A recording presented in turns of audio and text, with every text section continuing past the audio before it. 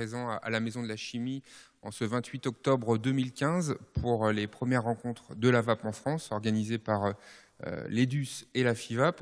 Alors aujourd'hui, c'est une journée de travail où plusieurs personnes viendront s'exprimer à cette tribune, mais je pense que le souhait de l'EDUS et de la FIVAP, c'est de ne pas être dans un ton professoral, mais plutôt d'avoir une journée de travail collaborative qui nous permette ensemble de porter le débat de la réduction des risques du tabagisme, de la révolution de la cigarette électronique, et puis dans un second temps, d'adresser des recommandations aux parlementaires qui vont travailler en seconde lecture sur la loi de santé et les mesures relatives au vapotage, aux institutions européennes aussi qui sont toujours bien sûr concernées par la cigarette électronique, et enfin au gouvernement, puisque à partir du mois de novembre, le gouvernement représentera ses orientations vis-à-vis de la cigarette électronique dans cette fameuse loi de modernisation de notre système de santé.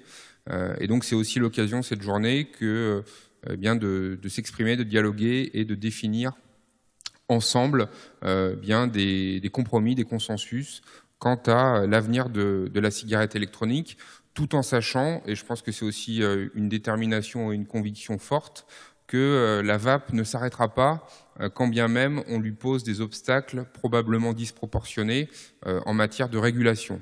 Voilà, c'est aussi un message d'espoir que ces premières rencontres de la VAP en France. On espère qu'on aura l'occasion d'en recréer d'autres. Je vais passer très rapidement la parole à Jean Moiroux et à Brice Lepoutre. Mais d'un mot, je voulais remercier la Maison de la Chimie de nous accueillir aujourd'hui. Un mot aussi, la Maison de la Chimie, c'est peut-être un peu symbolique parce que dans la cigarette électronique, il est quand même aussi question de chimie. Donc je pense que le lieu est approprié. Et ce matin, nous parlerons aussi avec le docteur Philippe Prel de l'appel des 120 professionnels de santé en faveur de la cigarette électronique qui vient d'être publié. Et Philippe nous présentera cette mobilisation qui doit aussi continuer d'être portée auprès des pouvoirs publics. Donc voilà, plusieurs enjeux avec, pour commencer, Jacques Le Wezek pour une présentation d'un rapport qui fait beaucoup parler, le rapport du Public Health England, une agence dépendante du ministère de la Santé britannique. Donc on va balayer un grand nombre de sujets, vous avez le programme, n'hésitez pas à intervenir aussi. Et puis ce que je vous propose, c'est qu'à la fin de chaque table ronde, nous prenions environ 15 minutes pour pouvoir définir ensemble ce que nous considérerions comme étant les meilleures recommandations possibles pour l'avenir des produits de la VAP. Brice ? Non, mais comme tu as totalement bien tout résumé, je pense que c'est vrai que la ligne directrice d'aujourd'hui, c'est vraiment de pouvoir adresser un message clair au niveau des recommandations que peuvent faire les professionnels de santé, les consommateurs, les fabricants, au gouvernement et à l'Europe au sujet de l'avenir de la cigarette électronique. La France commence à devenir isolée. On avait l'Angleterre déjà avec le Public Health et depuis peu la Belgique aussi qui a un revirement magnifique parce que la Belgique était un des plus gros opposants à la cigarette électronique en Europe et change complètement son fusil d'épaule, ce qui est une très bonne nouvelle. Donc je pense que cette journée sera constructive et nous permettra de faire des bonnes recommandations sur l'avenir de la cigarette électronique. Bienvenue à tous. Oui, Rémi parlait de chimie.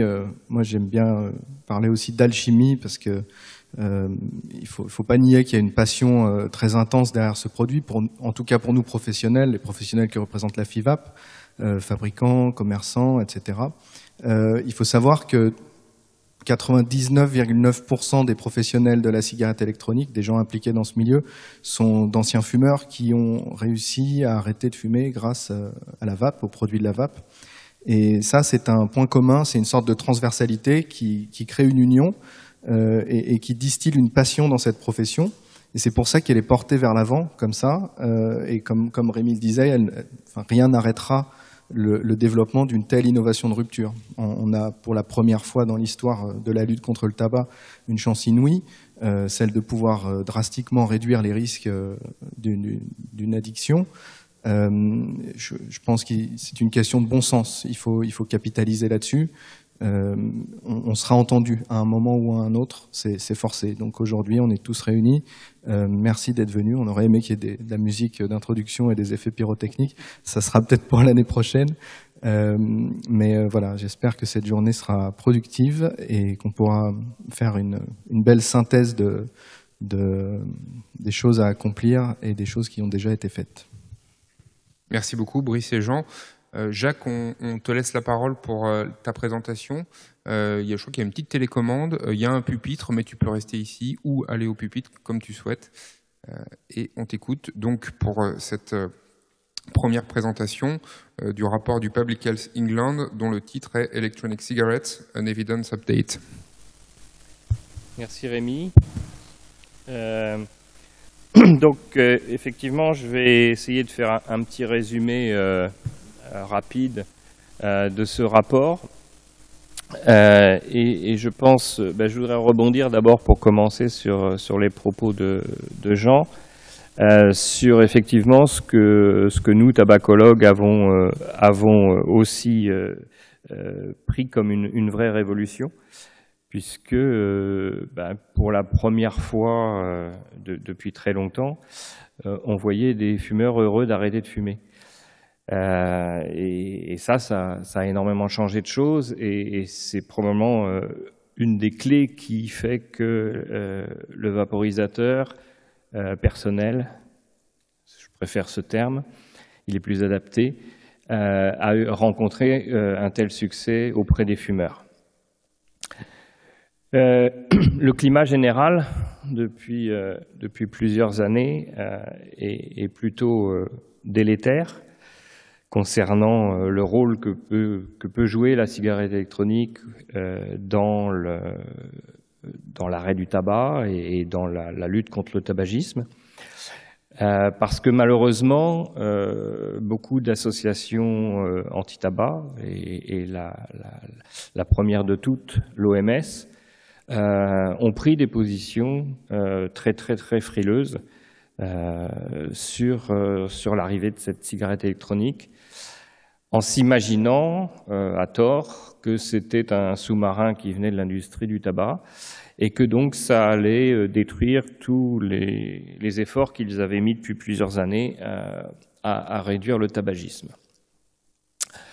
Dans certains pays où le contrôle du tabac a été très fort, comme en Angleterre par exemple, à la limite ça aurait pu être compréhensible, dans un pays comme la France, où je vais le rappeler tout à l'heure, nous avons encore 34% de fumeurs, il paraît complètement absurde de ne pas utiliser cet outil comme un tremplin pour justement réduire les méfaits du tabagisme. Donc c'est une lutte de tous les jours pour essayer de faire accepter par les autorités, par certains professionnels de santé, le rôle que peut jouer la cigarette électronique dans la lutte contre le tabagisme. Et le rapport du Public Health England qui est paru cet été a été une première pierre, on pourrait presque dire un pavé dans la mare, où un État qui, de plus, est un très bon élève du contrôle du tabac et de la réduction des méfaits du tabagisme, qui était déjà très favorable à la réduction du risque de façon globale, puisque les Anglais, depuis plusieurs années, ont tout à fait accepté, par exemple, le fait que les substituts nicotiniques puissent être utilisés à long terme chez les fumeurs pour maintenir une abstinence. Les Anglais ont, grâce à leur côté pragmatique, que moi je reconnais tous les jours, et c'est pour ça que j'aime travailler avec ces gens, ont enfin reconnu et mis en avant le rôle essentiel que la cigarette électronique peut jouer à l'heure actuelle dans cette lutte contre le tabagisme. Donc ce rapport est issu, comme l'a rappelé Rémi, d'une agence qui dépend directement du ministère de la Santé anglais, Ce sont des experts qui donnent des pistes. C'est un petit peu l'équivalent de la Haute Autorité de Santé en France.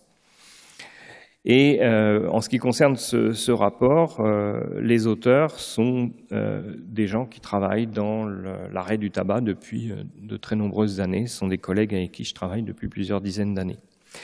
Et ce rapport, c'est pas juste une affirmation en l'air, c'est tout de même un rapport qui comporte 111 pages et 185 références d'études. Donc c'est quelque chose qui est basé sur du solide, sur des publications scientifiques. Le constat est parti du fait que, là encore, les Anglais étant de très bons élèves, ils ont un système de surveillance du tabagisme qui est extraordinaire et que moi j'envie depuis de nombreuses années. Quand nous avons une analyse du baromètre santé tous les 5 ans, publiée 2 ans plus tard, les Anglais ont des données mensuelles.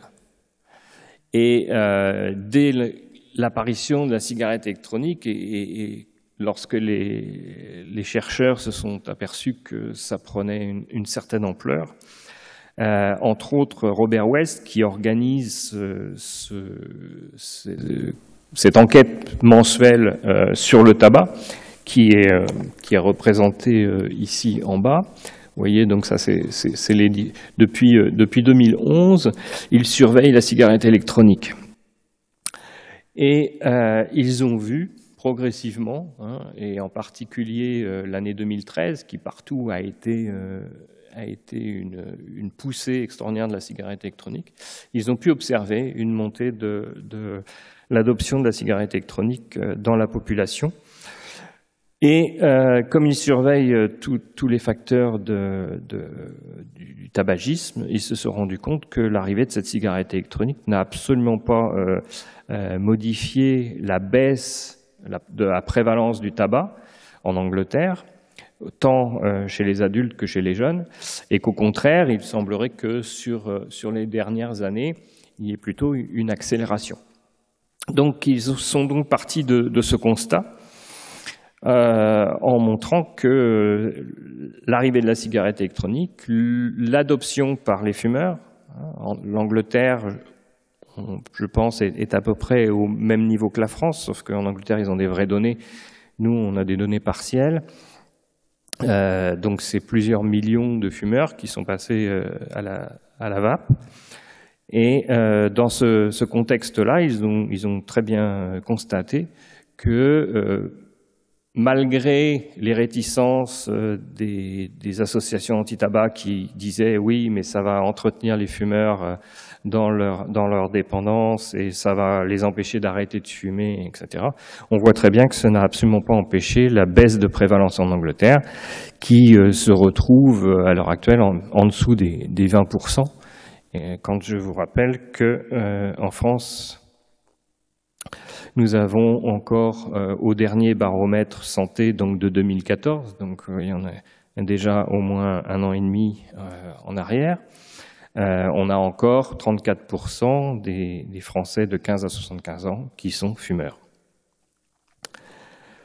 Et on voit aussi que l'arrivée de la cigarette électronique a malgré tout eu un impact. Alors on n'a pas de données sur la prévalence, mais on a des données mensuelles sur les ventes de tabac, qui sont un indicateur, c'est pas parfait, parce que d'abord on sait très bien que les fumeurs peuvent réduire la quantité de cigarettes qu'ils fument sans pour cela aller à l'encontre de leur dépendance. Un fumeur est tout à fait capable de moduler la façon dont il tire sur sa cigarette pour obtenir la même dose de nicotine. Donc pour un fumeur, passer de 20 cigarettes à 15 cigarettes par jour, ça n'a aucun effet en termes de dépendance. Ça a juste un effet sur son porte-monnaie. Donc il y a éventuellement ça qui peut agir, il y a éventuellement la contrebande de tabac, même si elle est relativement encadrée en France grâce au système des buralistes. On voit néanmoins que entre 2012, qui est le graphique du haut, et 2013, où l'année 2013 en France a été vraiment le boom de la cigarette électronique, on voit une baisse de vente de tabac qu'on n'a jamais vue auparavant. Ça s'est maintenu sur l'année 2014, même légèrement en dessous de l'année 2013. Malheureusement, on s'est aperçu depuis le début de cette année que la tendance est repartie un peu à la hausse, en particulier au printemps, mars-avril, et puis cet été. Et il y a de grandes chances que tout ça soit dû justement aux campagnes de dénigrement de la cigarette électronique qui ont fusé dans la presse et partout, qui ont été même, si je puis dire, relayées par nos propres autorités et qui ont fait qu'un certain nombre de vapeurs sont retournés au tabac et qu'un grand nombre de fumeurs qui pouvaient se poser des questions, est-ce que j'y vais, est-ce que j'y vais pas, finalement se sont retenus de passer à la vape. En Angleterre, grâce à ces données, et on verra un petit peu après que ces données sont probablement transposables à la plupart des pays européens.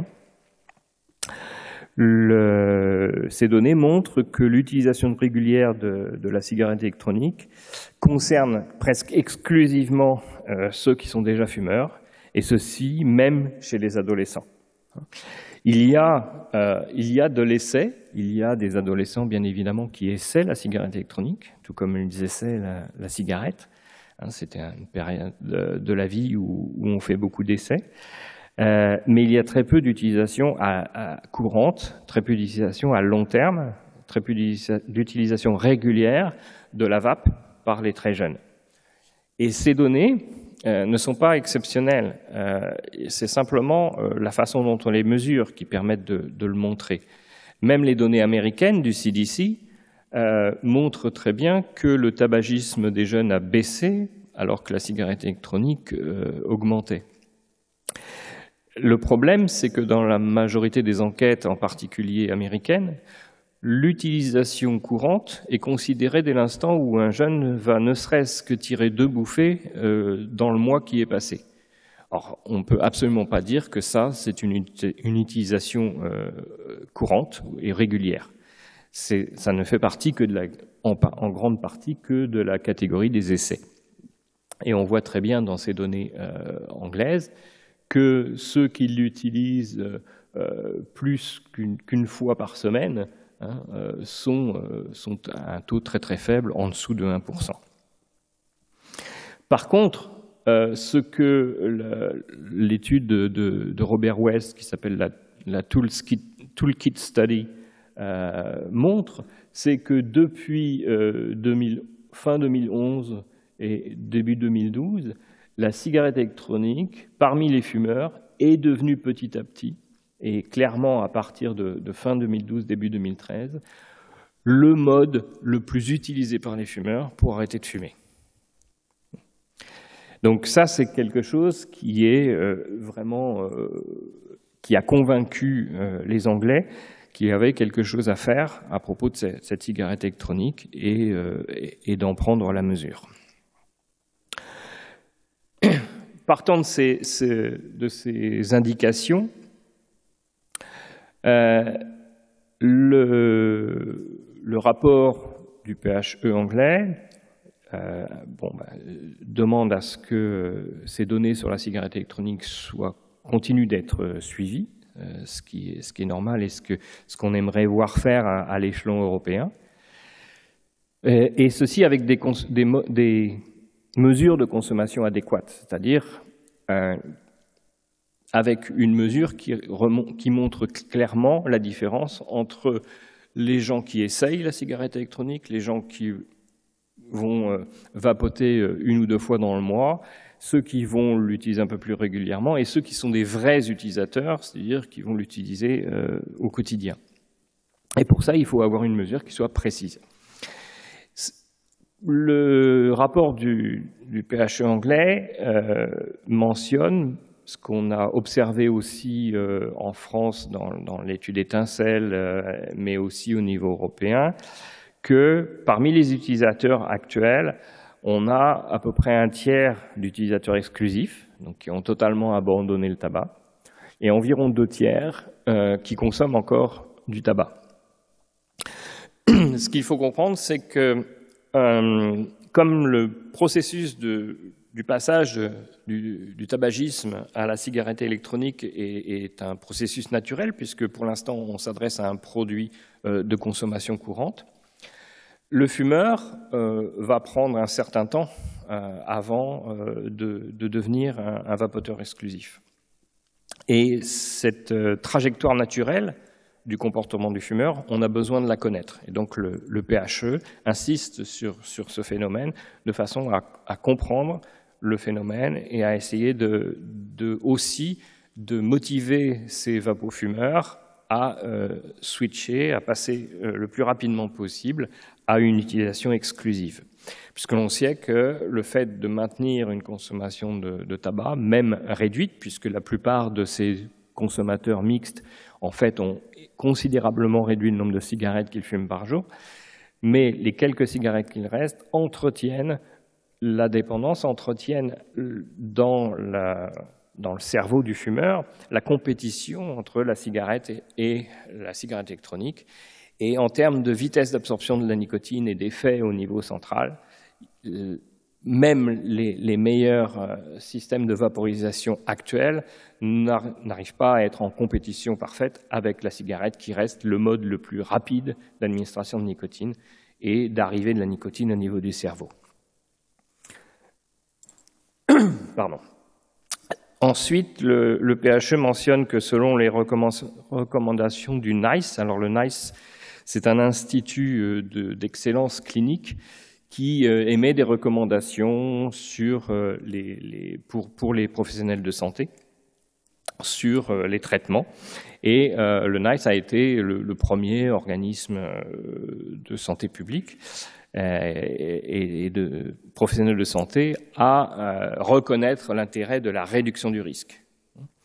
Donc, selon ces recommandations, tous les fumeurs doivent être encouragés à fumer, et donc ça concerne aussi, bien évidemment, les vapoteurs mixtes.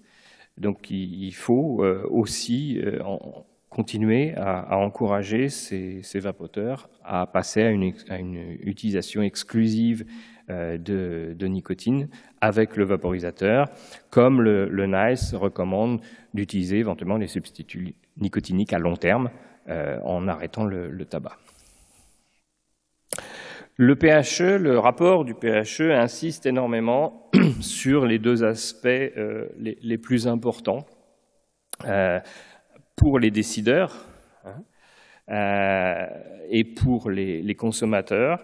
C'est la sécurité des produits et la perception du risque. Il est très important que l'information qui soit donnée en direction du public soit la plus honnête et correcte possible. Donc elle doit être basée sur les données scientifiques dont nous disposons, et elle doit mettre en avant les bénéfices que représente le vaporisateur personnel pour les fumeurs, tout en ne cachant pas non plus les risques potentiels pour les non-fumeurs. Le PHE reconnaît que lorsqu'elle est utilisée normalement, la cigarette électronique ne pose aucun problème, alors mettre d'empoisonnement, on va dire de surdosage de nicotine. Ça, c'est quelque chose que je répète à longueur de temps. Le fumeur a appris à doser sa nicotine, il sait exactement extraire ce dont il a besoin d'une cigarette, il apprend de la même manière à extraire ce dont il a besoin d'une cigarette électronique. Donc il n'y a aucun risque pour un fumeur qui passerait à la vape d'utiliser par exemple un liquide trop fortement dosé. Simplement, il va adapter, le fumeur passant à la vape va adapter sa façon de vapoter à la quantité de nicotine qu'il y a dans son liquide et au matériel qu'il utilise. Donc, il n'y a aucun risque de surdosage. Donc, les limites dont on reparlera plus tard aujourd'hui, qui vont être imposées par la directive européenne, mais qui existent déjà en France depuis plusieurs années, limitant les liquides à 20 mg par millilitre, par exemple, sont totalement absurdes. Mais bon, il faut faire avec. Par contre, ils insistent bien évidemment, mais ça c'est quelque chose que les fabricants, en particulier en France, ont compris depuis longtemps, hein, que les flacons de liquide soient munis d'un bouchon de protection en fond. Ça paraît une évidence, c'est un produit toxique, et comme n'importe quel produit toxique, on met un bouchon de protection. L'étiquetage actuel sur la concentration de nicotine pour le PHE ne pose aucun problème. Peter Hayek va même plus loin, puisque lui comme moi, nous considérons la nicotine ni plus ni moins que comme la caféine. C'est un stimulant. La nicotine a sa place dans la société, autant que la caféine. Et il prend l'exemple souvent à propos des liquides en disant « Est-ce que vous voyez le nombre de milligrammes sur un paquet de café ?» Vous avez du café fort, vous avez du café moyen, puis vous avez du café décaféiné. Il estime pour lui que les liquides nicotinés pour la vape ne nécessiteraient pas plus que ça, c'est-à-dire avoir pas de nicotine, un peu de nicotine, une nicotine moyenne, une nicotine forte. Et ça suffirait largement pour tout le monde. Le vapoteur, de toute façon, peut s'adapter à la quantité de nicotine qu'il y a dans son liquide. Après, c'est des choix personnels et on peut aussi, comme la plupart des vapoteurs, baisser progressivement sa concentration de nicotine. Les conclusions, en gros, du rapport du PHE reprennent celles qui avaient déjà été formulées en 2014 lorsqu'elle était dirigée par le professeur John Britton et qui montrent qu'effectivement, on ne peut pas dire que la vape soit 100% sûre, personne ne le prétend, mais que considéré par rapport à la cigarette, à la fumée de cigarette, il y a bien évidemment, le risque est infime. Le PHE a été obligé, en quelque sorte, de donner un chiffre. Et donc, pour ça, il s'est basé sur une étude qui a été faite, qui est en fait une étude de consensus entre experts, qui a classé différents produits du tabac, les substituts nicotiniques, la vape, selon le degré de dangerosité qu'ils représentent. On sait que le pire de tout, c'est d'inhaler de la fumée de tabac. C'est d'inhaler de la fumée. Ça n'a pas besoin d'être du tabac. On peut fumer de la laitue séchée, on a exactement les mêmes toxiques qu'en fumant une cigarette. On a du monoxyde de carbone, on a des goudrons, on a des particules fines. C'est la fumée qui est dangereuse. Ce n'est pas la nicotine.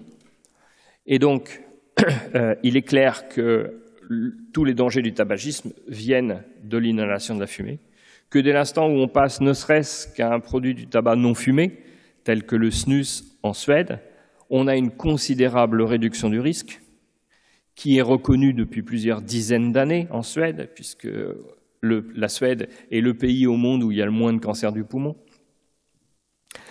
Et en comparant bien évidemment avec la vape ou avec les substituts nicotiniques, ils ont établi, entre guillemets, qu'on pourrait garder un risque de l'ordre de 5% pour les produits de la vape. Tout simplement, c'est une marge d'erreur. Ça ne veut pas dire qu'il y a effectivement un risque de 5%, c'est-à-dire qu'on se donne une marge d'erreur de 5% sur le risque qui pourrait rester à long terme d'utiliser la vape. Ça a fait beaucoup de bruit, je vais y revenir après, mais voilà, c'est un chiffre. Moi, personnellement, si on me demande mon avis, pour moi, c'est au moins 99%. Mais le PHE a pris une mesure conservatrice en donnant ce chiffre de 95%. Le PHE insiste sur le fait qu'il n'y a pas de vapotage passif, que ce soit les taux de nicotine ou les taux de substances toxiques émanant des vapoteurs, puisqu'il n'y a pas de vapotage secondaire, il n'y a qu'un vapotage primaire et un vapotage tertiaire. Donc, ce qui est relargué par les vapoteurs ne présente aucun risque pour l'entourage. Les doses de nicotine et d'éventuelles substances toxiques résiduels sont infimes et n'ont aucun effet reconnu sur la santé. Par contre, le PHE insiste beaucoup, et c'était le point que je voulais marquer tout à l'heure sur la reprise de la consommation de tabac en France, c'est l'impact justement des prises de position telles que celles de l'OMS, reprises par la presse, des études mal ficelées, mal faites, volontairement ou non, qui, on ne peut pas l'empêcher, font les gros titres de la presse. Au cours de l'année 2014 et depuis début 2015, il y a énormément d'inquiétude chez les vapoteurs qui est remontée et qui fait que certains vapoteurs sont repassés à la cigarette et un certain nombre de fumeurs qui étaient prêts à franchir le pas ne l'ont pas fait.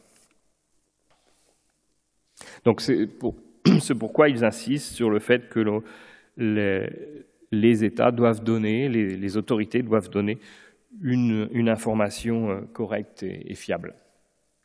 Donc sur la base de ces preuves scientifiques, le PHE souligne que donc, la cigarette électronique a un fort potentiel pour aider les fumeurs à arrêter de fumer, que son utilisation ne présente qu'un risque infime par rapport à la consommation de tabac, que c'est aussi un avantage, elle permet une intervention à faible coût, ce qui va permettre, par exemple, de l'utiliser dans les populations les plus démunies, les plus précaires, puisque ce sont en général celles-ci qui sont les plus grosses fumeuses, les populations qui fument le plus et les plus dépendantes. Il faut noter aussi que pour la plupart des vapoteurs, ça ne coûte strictement rien aux autorités, puisque les fumeurs s'autofinancent en achetant leurs produits. Mais que si tant est que les décideurs voulaient prendre en charge la cigarette électronique, par exemple pour les plus démunis, ça ne représente pas un investissement très, très coûteux. Elle pourrait donc aussi jouer un rôle pour réduire le tabagisme dans les populations psychiatriques, où là aussi on sait que le tabagisme est très fort et a de grosses répercussions sur la santé. Et en particulier, comme ils le disent, lorsqu'il s'agit d'imposer des unités de soins sans tabac, ce qui est de plus en plus courant. Et il est à noter que depuis quelque temps, il est interdit de fumer dans les prisons en Angleterre, mais que la vape a été acceptée comme un moyen d'aider les personnes en prison d'arrêter le tabac. Donc le PHE indique aussi que cette cigarette électronique pourra avoir un impact important, bien évidemment, en termes de santé publique, puisque alors, en Angleterre, il reste à peu près 8 millions de fumeurs. Chez nous, on est plutôt à 13-14. Donc il reste encore beaucoup de monde à convaincre, mais si on arrivait à en convaincre rapidement un grand nombre, on aurait un effet en termes de santé publique immédiat. Et je pense que d'ores et déjà, avec les 2 à 3 millions de vapoteurs qu'on peut recenser autant en France qu'en Angleterre, on doit déjà voir des effets en termes de santé publique. Et donc pour cela, il faut que la réglementation soit appropriée et proportionnée au risque, bien évidemment. Ils encouragent aussi, bien évidemment, les tabacologues à utiliser la cigarette électronique dans leur arsenal, à encourager les fumeurs à l'utiliser. Et ils voudraient que tous les professionnels de santé et tous les travailleurs sociaux puissent donner des informations vraies, correctes, basées sur les preuves du risque relatif de la cigarette électronique par rapport au tabac. Ça permettrait de rassurer un très grand nombre de fumeurs et faire en sorte que plus d'entre eux adoptent la vape. Je vais passer sur les messages clés du rapport. Vous les avez imprimés. On va gagner un petit peu de temps. Je voulais juste mentionner le fait que c'est pas juste le PHE, c'est pas juste le Public Health England, c'est pas juste cette agence qui met en avant les bénéfices de la cigarette électronique, mais c'est cette agence qui est supportée par Action on Smoking and Health, qui, on pourrait le dire, est l'équivalent de notre Comité national contre le tabagisme en France, qui est très très loin de ce discours. De la Fondation pour le souffle, de la Fondation pour la recherche sur le cancer, etc., etc. Vous voyez qu'un certain nombre de sociétés, la Société de santé publique, les médecins anglais, etc., ont totalement abondé dans le sens du rapport du PHE et le supportent totalement. Seulement, voilà, ça ne plaît pas à tout le monde. Et on a eu droit à un bel éditorial du Lancet, anonyme bien sûr, remettant en cause les conclusions, mais en insistant uniquement sur un point, ce fameux 95%. Le reste du rapport, rien. Il y a 111 pages, 185 références, mais cet éditorial du Lancet et la suite des discussions qui ont eu lieu se sont focalisés sur ces 95%. Pourquoi? Parce que c'est pas une étude, c'est pas du dur, c'est une évaluation par des experts qui est faite sur une toxicité. Et c'est un processus de discussion qui se fait régulièrement lorsque l'on manque de données solides pour évaluer justement un risque. Donc on réunit des experts et on fait une évaluation. Il se trouve que parmi les auteurs de cette évaluation, 2 d'entre eux avaient des soi-disant conflits d'intérêts. Et donc, le Lancet a insisté sur ce point des conflits d'intérêts pour remettre en cause ces 95%. Bien évidemment, les auteurs du rapport, Anne McNeil, Peter Hayek, pour ne citer qu'eux, ont répondu, ont fait une réponse dans le Lancet, d'abord en défendant le fait que le rapport ne s'attachait pas seulement à ce chiffre de 95% moins toxique, mais que c'était une revue complète de la sécurité du produit, de l'utilisation dans la population, de l'effet sur les populations, etc. Donc ce chiffre de 95% n'a été en fait mis en avant que dans la presse. Et eux, en tout cas, résume une fois de plus que ce 95% ne tombe pas comme ça en l'air, c'est simplement que dans la vape, dans la fumée dans la vapeur de cigarettes électroniques, il n'y a pas tous les toxiques qu'on retrouve dans la fumée de tabac, et que s'il reste quelque chose de potentiellement toxique, ce qu'il reste à démontrer, au pire, ça ne pourrait représenter que 5% du risque. Donc, le PHE ne s'est pas basé seulement sur cette fameuse étude critiquée, mais bien a fait tout simplement une évaluation du risque. John Britton, qui donc avait été président de la précédente édition du rapport du PHE en 2014, a fait une réponse aussi à propos de cette fameuse étude de David Nutt, en disant que le risque estimé soit de 95% ou un peu plus ou un peu moins n'a aucun intérêt. La conclusion évidente, c'est que la cigarette électronique est considérablement moins dangereuse. Les fumeurs ont besoin d'autant de choix que possible pour sortir du tabagisme et la cigarette électronique en est un. On doit reconnaître au Public Health England d'avoir fait preuve de sens commun à ce propos. Le sens commun, c'est ça qui manque beaucoup à nos dirigeants et à nos preneurs de décision. Le sens commun. Il suffit de regarder ce qui se passe pour savoir que la cigarette électronique est un espoir pour lutter contre le tabagisme.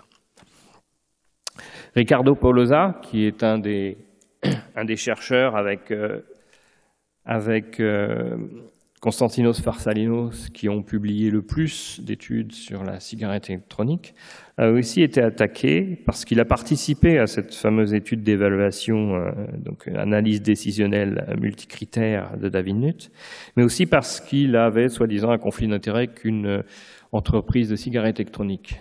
c'est un fait que la première étude qu'il a publiée en 2013, donc probablement une étude qu'il a mise en place en 2010 ou 2011, a été subventionnée par une petite compagnie italienne de cigarettes électroniques.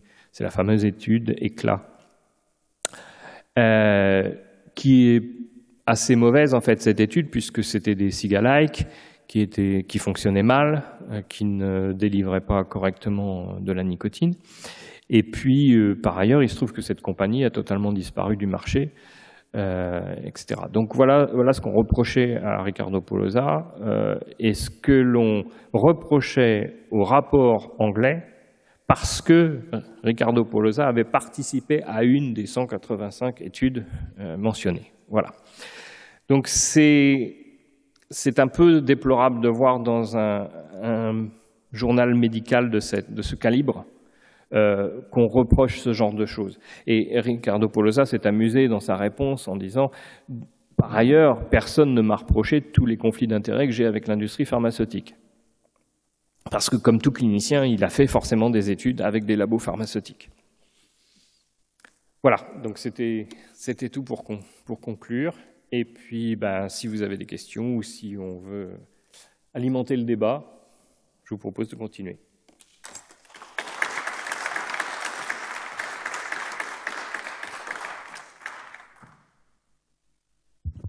Merci beaucoup, Jacques. Il y a des micros qui tournent. Si vous avez des questions. Merci, Jacques, de ce brillant exposé et de nous avoir remis un peu les choses en place. Je voudrais faire une remarque de toxicologie. On parle beaucoup de la toxicité de la nicotine. Mais soyons clairs, la toxicité de la nicotine n'existe pas. Ça me rappelle mes jeunes années d'interne où, sur les maladies de Parkinson, où il y a un déficit en dopamine, on leur collait 6 patchs à 21 dans le dos et ils se portaient très bien. Aux doses où on manipule la nicotine, il n'y a aucune toxicité.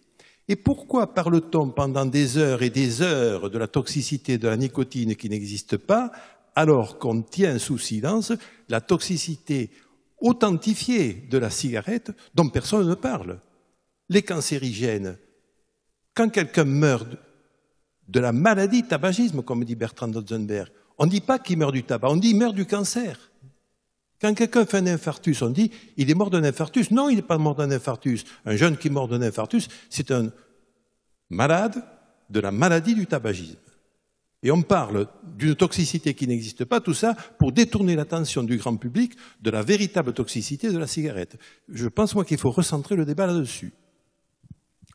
Ça, c'est un de mes chevaux de bataille, depuis très longtemps. Hein. J'essaye de dédiaboliser la nicotine, puisque, comme tu le dis, la nicotine en soi, aux doses qu'un fumeur ou qu'un vapoteur s'administre, ne représente aucun danger.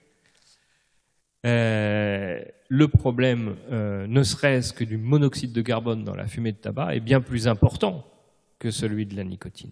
Seulement, ça fait 30 ans qu'on martèle à longueur de campagne anti-tabac, à la télé et partout, que le tabagisme, c'est la nicotine, c'est la nicotine, c'est la nicotine. Et comme la nicotine se trouve malheureusement être un toxique dans le sens où c'est un insecticide, c'est le premier insecticide qui a été utilisé par l'homme et qui a été utilisé jusqu'à la Seconde Guerre mondiale, jusqu'à ce qu'on invente des produits synthétisés. Dans l'imaginaire, dans la tête des gens, la nicotine, c'est elle qui est responsable. Et c'est ça qu'il faut arriver à faire changer. Et c'est pour ça que je dis, il faut que la nicotine trouve sa place dans la société et que les autorités acceptent la place de la nicotine, tout comme elles acceptent celle de l'alcool ou de la caféine, qui sont aussi des drogues consommées par l'homme. L'homme a toujours consommé des drogues et en consommera toujours. C'est inné à sa nature. Et il faut simplement que la nicotine ait sa place dans la société. C'est pour compléter un peu ce que dit Jacques, c'est vrai que c'est C'est un problème qu'on rencontre encore aujourd'hui, malheureusement trop fréquemment au niveau du sujet de la cigarette électronique. Et quand on voit dans les dernières discussions au Sénat, par exemple, la nicotine était encore le diable. Il fallait qu'on fasse des lois contre la cigarette électronique à cause de la nicotine. La nicotine est revenue régulièrement sur le sujet. Pareil chez les députés. Et avec ça, au niveau des consommateurs, il y a un grand risque qu'on constate tous les jours, c'est la rechute vers le tabac. Parce qu'on fait une telle peur de la nicotine à rabaisser les gens qui ont arrêté de fumer avec la cigarette électronique en leur disant « Ah oui, mais tu as encore besoin de nicotine », que la personne se met la pression, veut descendre très rapidement. Il y a même des boutiques où ça m'est arrivé de m'énerver qui disaient alors là pendant 15 jours vous êtes en 18 mg, les 15 jours d'après vous êtes en 12 mg, etc. Parce que l'objectif c'est 0 nicotine dans 1 mois ou dans 2 mois. C'est comme ça qu'on a des échecs et que les personnes reviennent vers le tabac. Et malheureusement, encore aujourd'hui, on met trop la peur de la nicotine en avant dans les médias, dans la politique et un peu partout. Et c'est vraiment quelque chose qui va être un lourd travail, je pense, mais de dédramatiser la nicotine et quelque part de dire vive la nicotine récréative pour réussir justement à inverser un peu la tendance sur ce sujet. C'est ce que moi-même j'essaye de faire à ma petite échelle en intervenant très souvent sur les forums ou sur les pages Facebook de vapoteurs où je vois des gens qui veulent absolument réduire leur nicotine et trop vite. Et où je les mets en garde. Et je mets aussi en garde, ça c'est une pratique qui est plus récente, les gens qui font du sub-home et qui descendent avec des résistances très très basses, descendent aussi leur taux de nicotine parce que ça devient très difficile à inhaler et ils sont tous à 3 mg, voire moins. D'ailleurs, les producteurs de liquide se sont mis à faire du 3 mg qu'on ne trouvait pas avant. Mais je mets en garde ces personnes parce que le manque s'accumule au cours du temps et je vois de plus en plus de témoignages sur Facebook et autres de vapoteurs qui étaient depuis longtemps soit en inhalation directe, en sub-home, etc. à 3 mg qui ont rechuté, qui ne comprennent pas pourquoi. Oui, c'est un sujet important dont les fabricants sont en train de se saisir. Effectivement, il y a eu une évolution tellement rapide des performances des équipements que le volume de vapeur généré par les cigarettes électroniques a été exponentiel, réduisant par là même le besoin en concentration de nicotine dans le liquide. Donc ces taux bas sont apparus sur le marché et finalement, entre vapoter du 18 ou vapoter du 3 mais inhaler 15 fois plus de fumée, mathématiquement il n'y a pas une différence énorme. Le problème, c'est que forcément, on multiplie le volume inhalé. Ça, c'est forcément, pour moi, je rappelle, je suis fabricant de e-liquide, il y a un ajustement qui va se faire assez naturellement parce que l'évolution technologique sur le matériel a eu un peu d'avance sur les pratiques et la connaissance, je dirais, quasi sociologique de la pratique du vapotage qui forcément est en évolution constante. Et je pense qu'il va y avoir une régulation. Aujourd'hui, il y a eu une certaine fierté de la part de beaucoup d'usagers parce qu'ils ont réussi, entre guillemets, à réduire leur taux de nicotine. Mais comme tu le disais, Jacques, le problème, c'est pas forcément la réduction du taux de nicotine dans l'absolu, mais la quantité de nicotine au global qu'on... Et d'autant que... S'il vous plaît. D'autant que lorsqu'ils inhalent ces très grosses quantités de vapeur, ils en rejettent aussi beaucoup. Et ce qui fait que, autant à l'inhalation, le taux de nicotine peut être une limite, mais en même temps, probablement qu'ils n'en retiennent pas suffisamment. Ouais, et c'est pour ça que je mets juste en garde ces personnes. C'est très intéressant. Oui, s'il vous plaît. Je me permets de vous interrompre juste par rapport à la nicotine pour dire où on en est en France. Moi, je suis à Grenoble, donc j'essaye d'aller voir des politiques, sénateurs, députés. Et à l'occasion de ces premières rencontres de la VAP, j'ai eu l'opportunité d'être en contact avec Olivier Véran, qui était donc le rapporteur, un des rapporteurs sur la loi de santé. Je vous lis une partie du mail qu'il m'a renvoyé suite à mon invitation, qu'il a décliné. Je vous passe l'introduction. À titre personnel, je vois dans le vapotage un outil potentiel de qualité, de premier choix même, dans l'arsenal des moyens de sevrage du tabac. J'ai plus de mal avec les discours faisant de la nicotine un produit anodin et sans risque, dès lors que le moyen de consommer serait, lui, dénué de risque. Cela risque cela reste un produit psychoactif à risque majeur de dépendance.